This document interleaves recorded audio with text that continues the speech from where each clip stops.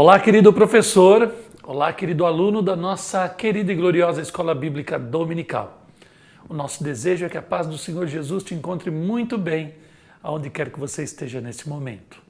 Eu sou o pastor Kleber de Amorim, falo com vocês diretamente dos estúdios da DCTV, a TV da Assembleia de Deus em Criciúma, Santa Catarina, aqui no sul do mundo. Que Deus te abençoe aí na sua igreja local e neste ânimo, neste empenho de sempre estar procurando com zelo e carinho oferecer uma porção maravilhosamente preparada da palavra de Deus em forma do conteúdo da Escola Bíblica Dominical. Não desanime, o Senhor é com você, o teu trabalho não é em vão no Senhor. Assim como o nosso, nesse empenho de fornecer a você e tantos outros professores espalhados por esse mundo uma simples pré-aula para agregar no trabalho que vocês fazem aí na frente de batalha, nas igrejas de vocês. Tanto nós aqui como vocês aí somos alcançados pelas misericórdias do Senhor. Isso se revela no fato de hoje estarmos na 13ª lição do 4º trimestre do ano de 2021, ou seja, estamos encerrando o nosso ano letivo da EBD e o Senhor esteve conosco até este exato momento. Que Ele seja louvado para todo sempre, em nome de Jesus, por ter nos dado a salvação em Cristo, por ter nos dado a esperança da vida eterna e, pasmem, Ele ainda nos confiou um ministério a fazer aqui na terra. E isto é maravilhoso, quando pensamos que pela graça nem merecedores da salvação seríamos, mas o Senhor nos deu esse privilégio de termos a palavra de Deus aberta em nossos corações, revelada pelo Espírito Santo, e depois ainda incumbidos por este agente da Trindade, o Espírito Santo, o Consolador de Deus, o nosso amado pedagogo, nos capacitou para podermos estar nesse ministério. Que Deus te abençoe, que Deus te guarde, que Deus te ilumine, que Deus te conforte sempre. Estamos então encerrando esse trimestre com a lição de número 13, da lição escrita pelo pastor Ezequiel Soares, produzida, é claro, pela nossa CPAD, com o título A Justiça Divina, a preparação do povo de Deus para os últimos dias no livro de Ezequiel. Está aqui a lição, a última lição que estudaremos hoje, nesse trimestre dessa lição que ficará para a história das nossas vidas. Muito linda esta lição, e estudar Ezequiel. É claro que com todas essas figuras que Ezequiel usa do culto hebreu, na revelação dele acerca da cidade, como vamos ver nessa lição, né? E toda aquela inauguração do gênero apocalíptico, como a gente já estudou durante esse trimestre, não é um livro fácil de ser estudado, mas com a competência do pastor Ezequiel Soares, regada a unção do Espírito de Deus, ele foi nos decifrando o livro de Ezequiel de formas que ele, não é que ele ficou óbvio, mas ele foi ficando mais claro e nós conseguimos adentrar por meandros, pelos cantinhos do livro do profeta Ezequiel. E eu tenho certeza que todos nós que estudamos juntos essas 13 lições desse 4º trimestre, sairemos melhor do que entramos desse trimestre e com uma visão mais aberta e abrangente acerca não somente do livro do profeta Ezequiel, mas inclusive da escatologia e de eventos ali do final da humanidade. Então nós estamos no dia 25 de dezembro de 2022, Natal, estudando O Senhor Está Ali. A leitura bíblica em classe vai estar no livro do profeta Ezequiel, capítulo 48, dos versos 30 e 35. E aí eu trouxe para você, mais uma vez, gosto muito dessa literatura, o Manual Bíblico Unger, ele vai trazer na página 301 um breve comentário acerca desses versos que eles coincidem com a leitura da nossa lição de hoje. Então ele faz o seguinte comentário: Jerusalém era o reino, conforme está lá em Apocalipse 20, do 10 ao 27. Ezequiel vê a cidade como ela existirá na era vindoura, enquanto o apóstolo João, em Apocalipse, vê o estado eterno desta cidade, que virá depois da era final do tempo. Como o reino será eterno, o reino temporal se funde ao eterno. O nome do reino de Jerusalém é Yahvé Samá, o Senhor está ali. E veja que o comentário de Unger vai se encaixar perfeitamente com a lição que certamente você já leu, e estaremos contemplando-a juntos nessa pré-aula.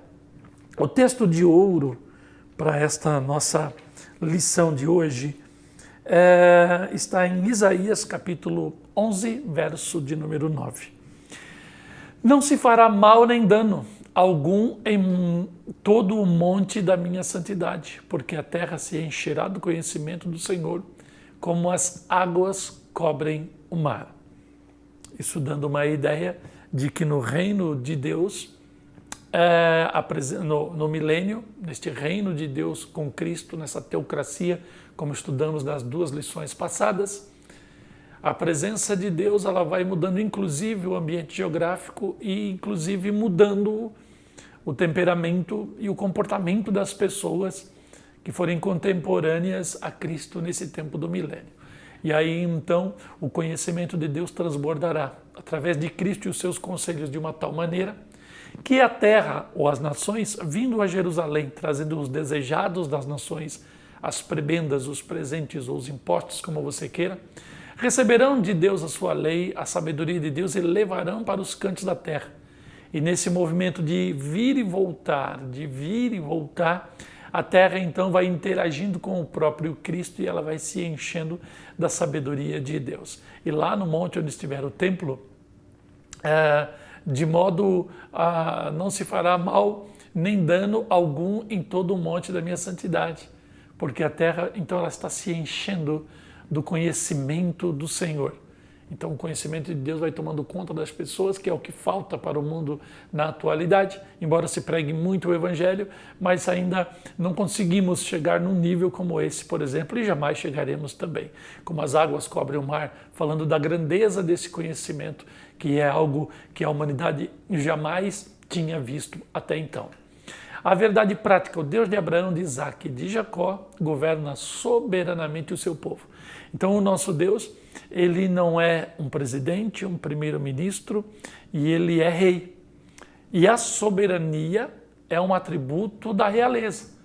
Os reis são os donos da terra. Eles concedem a liberdade aos seus súditos e eles governam não por constituições, por parlamentos, por senado, por sistemas republicanos, por conselhos dos homens. Eles são soberanos. O nosso Deus é assim.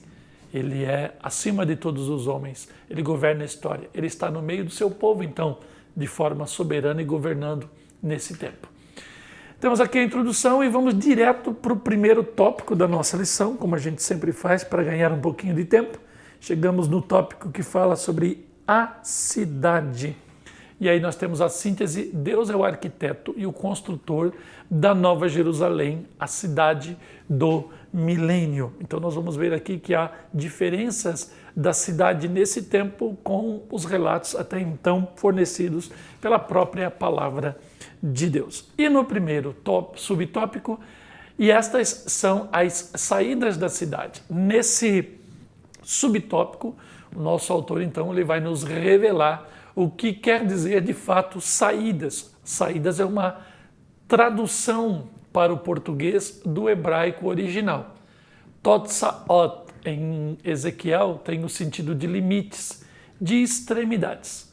Quando você vai, por exemplo, pensar de país para país, na formatação do mundo como ele é hoje, você tem de país para país uma fronteira. Quando você está dentro do país e você tem estado com estado, você está na divisa dos estados. E quando você está em município e município, você está nos limites das cidades, ou os limítrofes das cidades. Então, são essas as diferenças para a gente entender como se percebe a extensão de um território, uma cidade, um estado, um país, um continente. E aí depois nós vamos transbordando para os limites da Terra, que encostam nos mares, nos polos e assim por diante. Então ele vai nos dizendo que, na verdade, as saídas são limites, são as extremidades do território, como está lá em Números capítulo 34, versos 4, 5, 8, 9 e 12. Então a ideia, segundo alguns, seria: estas são as extremidades das cidades. Porque no limite da cidade você pode entrar e você pode sair. Então são como portas, como caminhos, como aberturas. E na Septuaginta é a forma como se compreende naquela tradução ali de 175 a.C., que os judeus de falar grega que não falavam hebraico encomendaram, né? Segundo a tradição de 70 anciãos, uma tradução para o grego. E o grego, ele dá essa ideia de limites da cidade. Então, o formato da cidade, muito interessante também, porque agora nós teremos um formato quadrado da cidade, como se fosse um cubo. E isso tem muito a ver com as fortalezas da antiguidade. Mas o Senhor Deus não está se inspirando nos reinos, inclusive mundanos até então. Ele está nos dando uma ideia de perfeição, de equilíbrio, de sustentabilidade. Na descrição de Ezequiel revela que ela é quadrada, 48 e 16. Então ele vai aqui no 48 e 16 dizer que ela é quadrada. Estas serão as suas medidas: a banda do norte de 4.500 canas, e da banda do sul 4.500, e da banda do norte 4.500, e da banda do ocidente 4.500. Então 4.500 norte, sul, leste e oeste, ela é quadrada. E nessa visão suplementar o profeta fala de 4 lados descritos no sistema horário. Então ele mede do norte, o norte, o leste, o sul e o oeste. No caso você está me vendo aqui, o oeste está para cá, né? Então norte, leste, sul e oeste. Ok. A extensão de cada lado é de 4.500 medidas, ou 2.250 metros, conforme está lá em Ezequiel 48 e 16, segundo a Nova Almeida atualizada. Jerusalém nunca teve a sua área territorial ou arquitetura quadrada. Em nenhum período da história você viu isso, tá? Inclusive por conta da geografia, dos relevos, da topografia, melhor dizendo, você não vai conseguir ter isso. Mas como a gente estudou na lição passada, que inclusive o rio Sara, o mar e aquele território todo é transformado com a presença de Deus, é perfeitamente possível compreender que por um milagre, uma providência divina, a terra vai se amoldando à vontade de Deus em fazer uma cidade assim. O que o profeta está revelando é algo novo, uma figura da nova Jerusalém do mundo vindouro. Ou seja, ela já está antecipando a cidade que está vindo. Muito interessante isso aqui. Ela é quase que um apontamento profético. O profeta está falando de uma cidade que vem no final, que é um apontamento profético da cidade eterna, do eterno e perfeito estado que vai descer do céu, e ela é muito diferente desta aqui. As 12 portas, versículos 31 a 34, ó, as portas da cidade serão conforme os nomes das tribos de Israel. 3 portas para o norte, para a porta de Ruben, uma para Judá, uma para Levi. Da banda do Oriente, 4.500 medidas, 3 portas, José, Benjamim e Dan. 33, na banda do Sul, as portas para Simeão, Isacar e Zebulon. E da banda do Ocidente, portas para Gade, Asser e para Naftali. Então, Jerusalém histórica, a Jerusalém histórica no período de Ezequiel e Jeremias possuía pelo menos 6 portas, conforme vai descrever ali o livro de Jeremias. Estão todas elas descritas para você, e uma porta interna por dentro dos muros, que vai dando uma passagem para o interior da cidade. De fora, 6, uma internamente. A porta do povo, do sol, Benjamim, da esquina, dos cavalos, a porta do meio e essa porta entre os muros. A torre do templo de Marduk, ou Etenemananque, que era um deus dos babilônios. Então esse templo, essa arquitetura Etenemananque, é o próprio templo do deus Marduk. Então ali está dizendo a torre do templo. Que templo é esse? Etenemananque. E ele é um templo do deus Marduk da Babilônia. Ele tinha esse aspecto quadrado com essa fortificação por fora, e ela tinha, segundo a arqueologia, também 12 portas por fora. E aqui eu trouxe para você, consegui na internet uma figura para você entender. Ela é uma espécie de uma pirâmide, mas com a base bem mais alta, formando quase que um cubo, e em cima ela vai fechando e chega lá em cima na torre. Então, Deus é a fonte da revelação e da inspiração da visão e da mensagem de Ezequiel. Apesar de ser literal pela descrição da cidade, ela é uma figura da Nova Jerusalém, como a gente já falou. Ela é quadradinha, pequenininha, e a outra bem maior que desce do céu, mas também quadrada. Cujo arquiteto é o próprio Deus. Porque Ezequiel se inspiraria na cidade da Babilônia.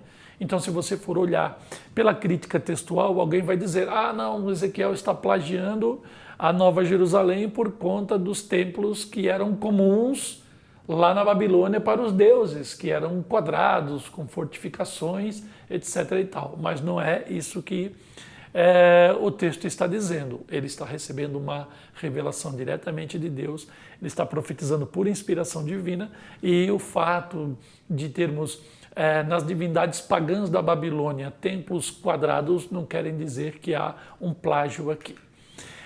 Segundo tópico da lição, sobre o nome das 12 tribos. O nome das 12 tribos, aqui na síntese, o nome das 12 portas da Jerusalém milenar tem um propósito que é memorizar para sempre o nome dos filhos de Israel, ou trazer à memória o nome dos filhos de Israel. Então o nosso autor ele vai colocando aqui, muito interessante, o pastor Ezequiel Soares é uma fonte de conhecimento, um poço de conhecimento, ele tem uma capacidade exaustiva de pegar os temas e ir dirimindo em pequenos detalhes. E às vezes a gente vê tanto esforço e pensa, por que tanto esforço, por que cavar tanto sobre o texto? É para nos dar conteúdos preciosos como esse de agora. Então ele diz assim, há cerca de 20 listas dos filhos de Jacó e das respectivas tribos de Israel no Antigo Testamento, e por vários motivos que a gente já vai entender. Não existe um padrão nessas listas. A lista de Ezequiel segue o sentido horário a partir do norte, e está aqui os nomes que eu já li para vocês. E aqui eu coloquei uma figura da genealogia dos filhos de Jacó. Então eu tenho Jacó ou Israel, eu tenho Leia, a sua esposa, sua serva Zilpa, Raquel, sua outra esposa, e Bila, a serva de Raquel. Zilpa, serva de Leia, Bila, serva de Raquel. E aí nós temos ali as 12 tribos de Israel representadas naquele organograma do lado, e o texto da nossa lição ali no lado nos acompanhando. Pelo relato do nascimento deles, a melhor explicação da ordem dos nomes parece ter sido o critério das mães. Então estão as mães, uma do lado da outra aí. E aí você faz a comparação do lado norte, do lado, no caso oriental, sul e ocidental, os nomes, e compare com o organograma que está aqui do lado. Leia e Zilpa de um lado, Raquel e Bila do outro, e as referências do Gênesis ali para você consultar. E aí nós temos aqui ainda, nesse texto, a diferença é que Naftali é filho de Raquel. E a gente vai olhar ali por Bila, é claro. E está junto com Gade e Aser, que são quem? Filhos de Leia, por meio de Zilpa, como você vê ali do lado enlaranjado. Toda escolha tem seu propósito. Nada no texto bíblico é aleatório. Então os escritores bíblicos sabiam o que estavam fazendo. A questão é que nós desconhecemos estes critérios.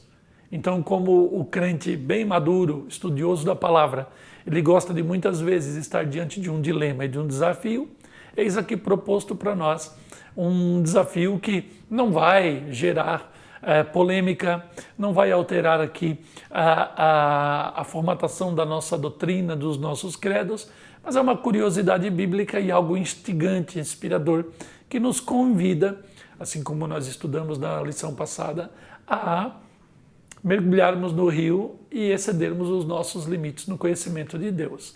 E eu coloquei ali para você fazer também uma comparação, esse organograma da genealogia dos filhos de Jacó, e do lado a distribuição das 12 tribos de Israel na terra prometida.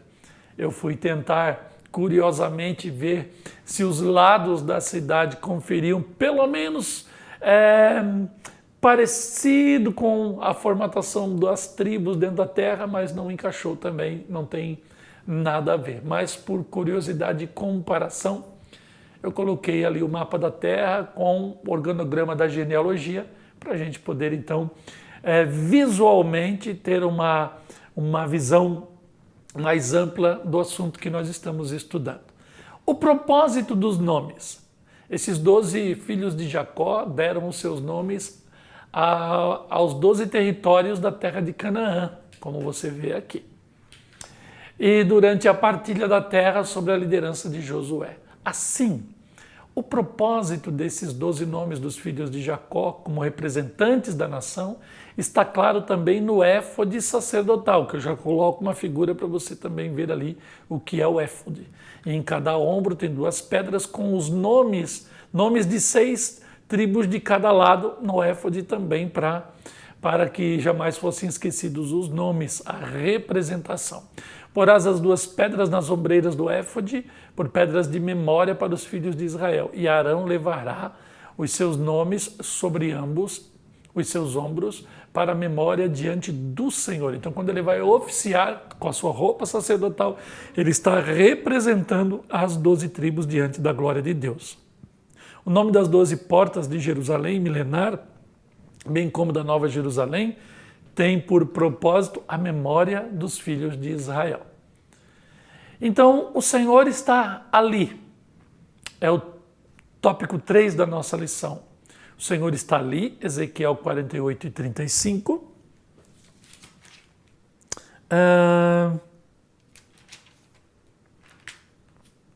Ezequiel 18 e 35. E é também o verso que termina o livro de Ezequiel. É o novo nome dado à cidade no milênio, para dissociar o nome de Jerusalém com os pecados passados. Olha que coisa interessante. Então, o primeiro nome da cidade de Jerusalém, você vai ver, é Salém. Você sabe que Melquisedeque, rei de Salém, aquele sacerdote maior do que Abrão, sem genealogia, sem pai, sem datas de nascimento, de morte, etc., que nos remete à eternidade de Cristo. Ele é um tipo de Cristo. Era de Salém, lá de Jerusalém. Ela foi chamada também de Jebus, que é depois conquistada pelo rei Davi, depois de alguns séculos da conquista de Canaã, e chamada também de Cidade de Davi. Então os jebuseus tinham uma fortaleza, zombavam dos conquistadores porque elas se julgavam intransponíveis, e Davi, com uma estratégia inusitada, passou por debaixo da fonte de Gihon com seus soldados, entrou no centro da cidade e tomou a cidade para si. É como se Davi fosse tomado pelo Espírito do próprio Cristo, e o apóstolo Pedro, ele fala disso na sua primeira epístola, dizendo que a inspiração que estava sobre os profetas, ali no primeiro capítulo, ele diz que eles eram inspirados pelo Espírito de Cristo. E Davi, ele escreve o Salmo 22, ele começa: Deus meu, e de fato é o Espírito de Deus, que é o Espírito de Cristo, que está falando como se o Filho falasse por sua boca.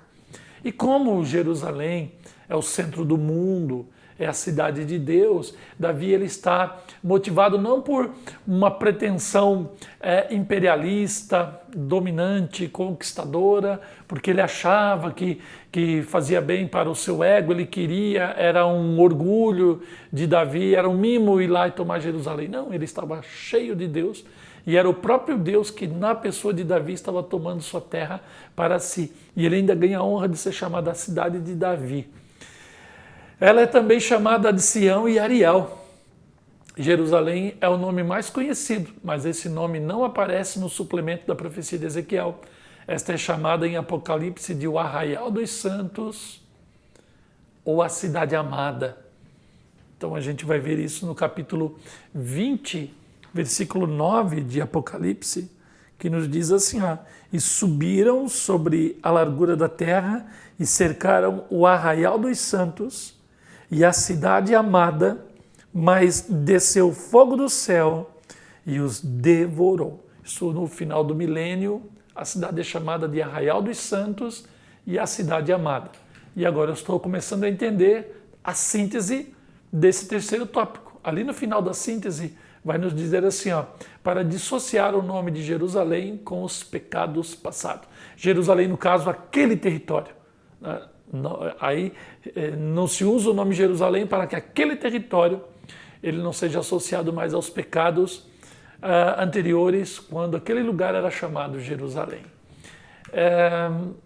Segundo subtópico aqui, o nome divino. Os nomes de Deus não são meramente uma distinção dos deuses das nações pagãs.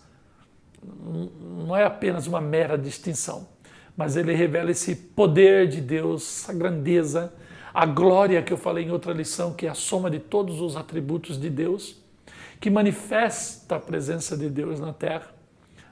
E essa manifestação da presença de Deus afeta o todo, tanto que com a presença de Cristo ali até a terra começa a mudar, o rio sai do templo e sara o mar morto e vai transformando tudo à sua volta.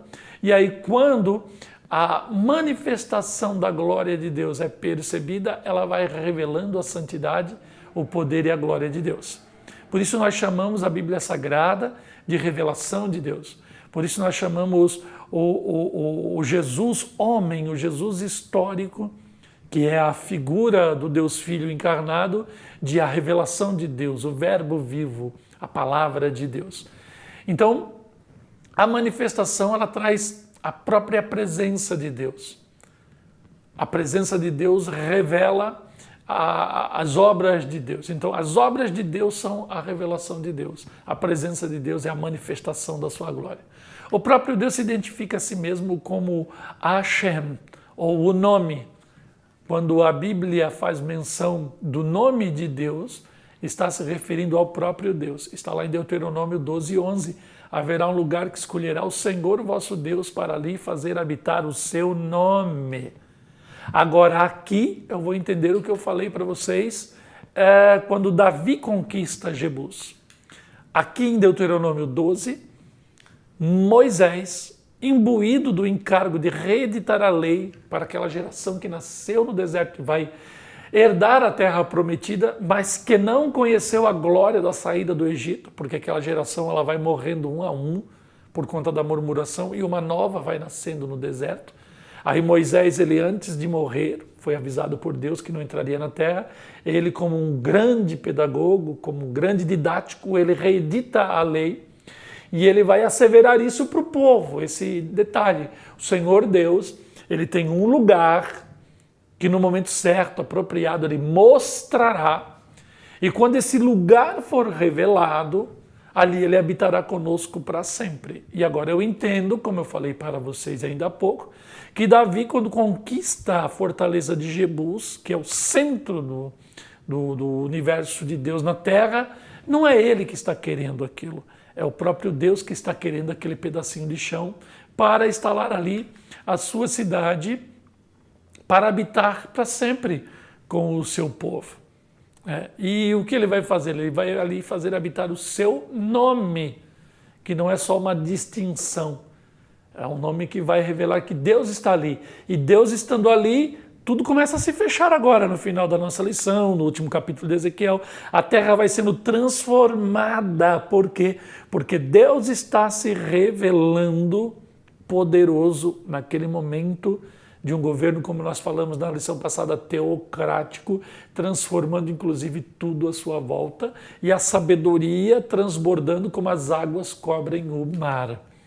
Agora nós temos aqui o terceiro subtópico, Yahvé Shammah, Jeová Shammah. Glória a Deus. Para Abraão, ele apareceu como a provisão para o sacrifício. Lá naquele sacrifício de Isaac, ele veio e forneceu o cordeiro, e aí surgiu a expressão Deus proverá, Yahvé Irê ou Jeová Jirê, o Deus que provê. Gênesis 22 e 14. Então, prometendo livrar os filhos de Israel das pragas, das enfermidades que vieram sobre os egípcios, ele promete que ele é Yahvé Rafá, ou Javé Rafá, Jeová Rafá, o Senhor que sara seu povo. Êxodo 15 e 26. E existem outros nomes, Jeová Tzidkenu, que é a nossa bandeira, Yahvé Shammah, ou Jeová Shammah, isto é, o Senhor está ali, como diz o último versículo do livro do profeta Ezequiel, e vai dizendo 18 mil medidas ao redor, e o nome da cidade desde aquele dia será o Senhor está ali. Então não será mais Jerusalém, será o Senhor está ali, a cidade onde Deus está. É o novo nome dado à cidade do milênio. O objetivo é dissociar o nome de Jerusalém dos pecados do passado. Que coisa extraordinária. E assim nós vamos concluindo não só a 13ª lição desse trimestre, dessa lição, mas também concluindo o nosso 4º trimestre do ano de 2022, que agora vai ficando para a história, no coração de Deus, e nos remetendo lá na frente, a ditosas lembranças desse ano que passamos juntos e de tudo que aprendemos até aqui. Eu peço então que Deus te abençoe, que você tenha um ótimo dia de Natal, que você esteja reunido com a sua família, celebrando ao Senhor pela novidade da vida e que você já esteja projetando o próximo trimestre que estaremos juntos e que você tenha projetos de Deus na sua vida em 2023. Nós nos despedimos aqui pedindo a Deus a bênção, que você tenha uma ótima e produtiva aula e que você tenha ali um final de ano glorioso, boas festas e que você possa adentrar em 2023 cheio de esperança e vontade de trabalhar para Deus e sua obra. Que Deus te abençoe. Até o nosso próximo encontro já no ano que vem, no outro trimestre, em nome de Jesus. Um abraço, Deus te abençoe e até mais.